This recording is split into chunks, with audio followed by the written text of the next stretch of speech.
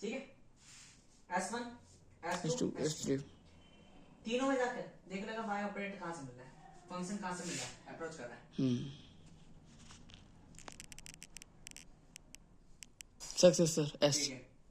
ठीक है ये सारी चीज एक्स्ट्रोवर्टिंग का पता चल गया, इंट्रोवर्ट एंटरप्रेन्योर का। जब मुझ में ट्रेट इन्वेंटर का है, फंक्शन बता दिया, एंटी वेरिएबल में काम करेगा, मोडल फंक्शन इन्वेंटर का है, तो मेरे लिए यूजेबल क्या होगा, एंटरप्रेन्योर। मैंने एंटरप्रेन्योर क्यों लगाया, इन्वेंटर की जगह एक तो लगा सकता था कि अगर मैं एक्सप्रेशन हूं तो तू जीरो का अप्रोच भी कर सकता है। क्यों?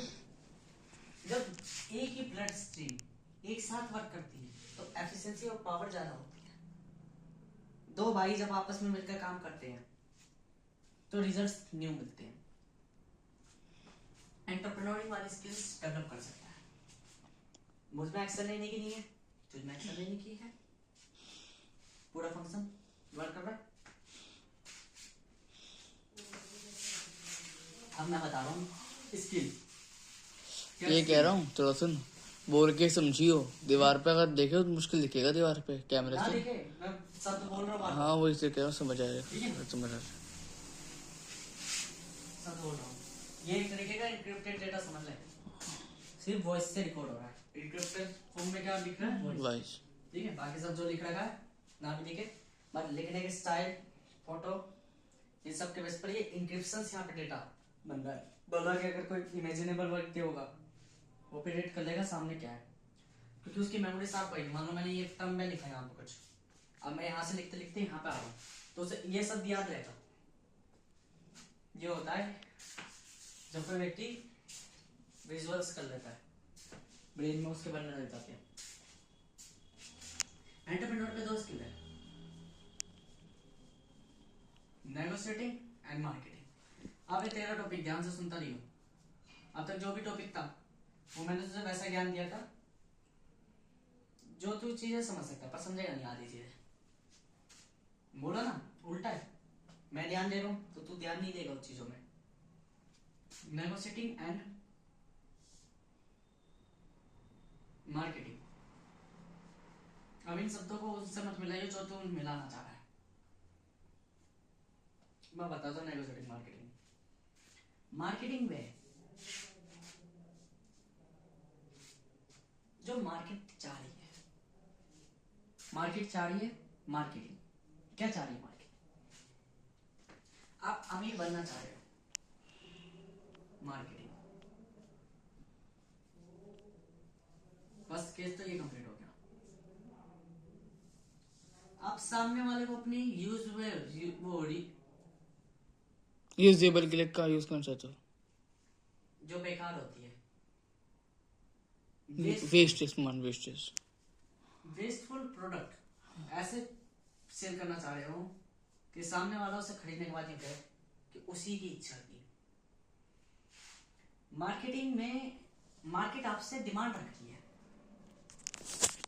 मार्केट क्या डिमांड रखती है आपसे, यूजेबल प्रोडक्ट।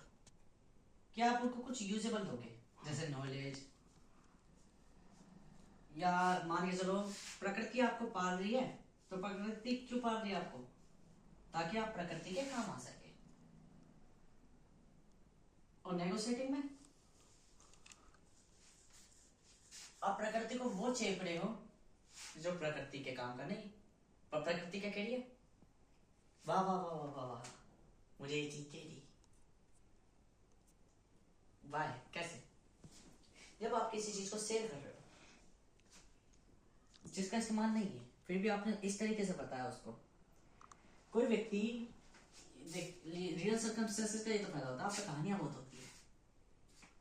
आपने किसी का मेकअप करा, ठीक है, मेकअप करा, वो आप पे चढ़ गया मेकअप करने के बाद, तुमने मेरा मेकअप बेकार कर दिया, वो कर दिया, ये कर दिया।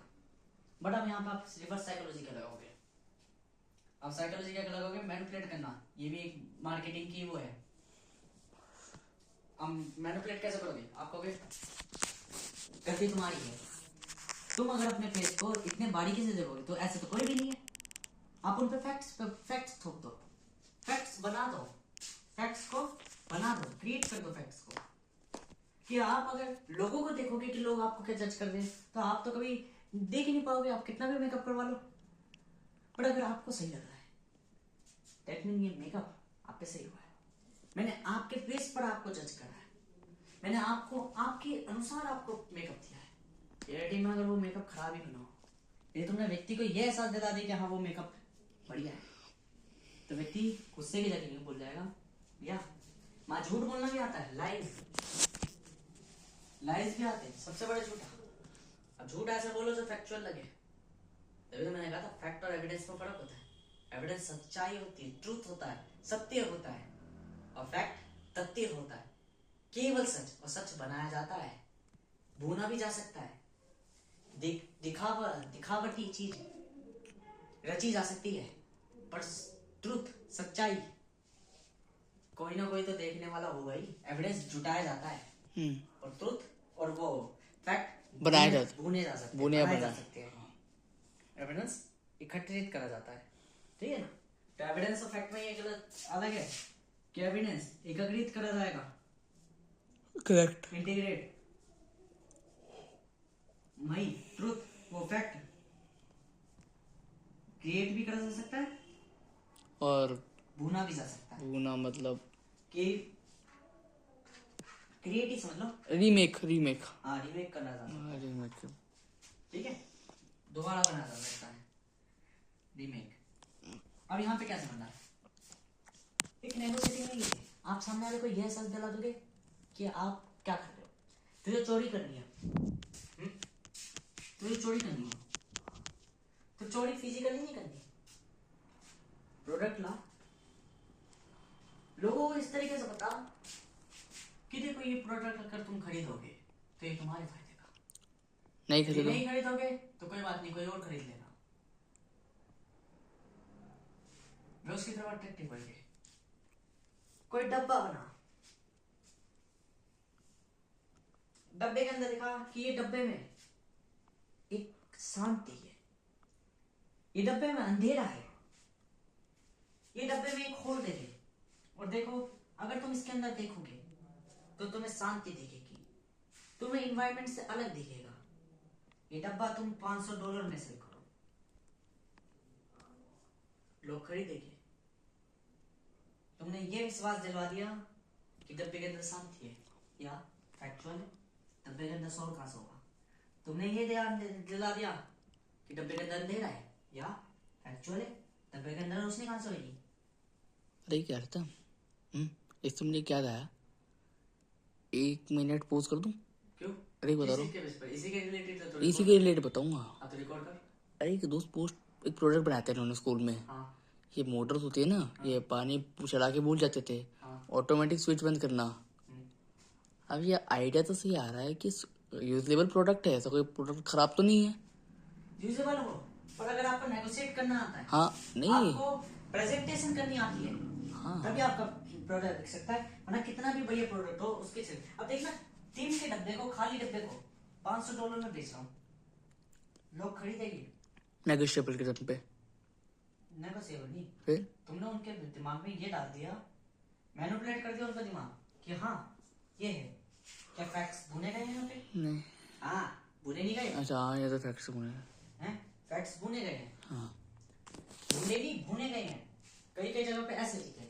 अब बाद में ये डब्बा खरीद लिया, कुछों को शांति आई, 90% को, 10% थे लॉजिकल सोचने वाले। ये सोचने ना सोचने का समझने का वो, पूरी दुनिया ना सोचने वाली है, 10% ही होगे जो सोचने वाले होंगे। उन्होंने सोचा और उन्होंने रियलिटी डाली, एविडेंस जुटाए। जो एविडेंस जुटाने वाले थे उन्होंने डाल दिया केस। तुम्हारे पास अगर नेगोशिएटिंग की पावर है, वरना तुम तो केस हार दोगे, तुम्हें सबके पैसे देने पड़ जाएंगे वापस। यदि तुम पे नेगोशिएटिंग की पावर है, रोक दे।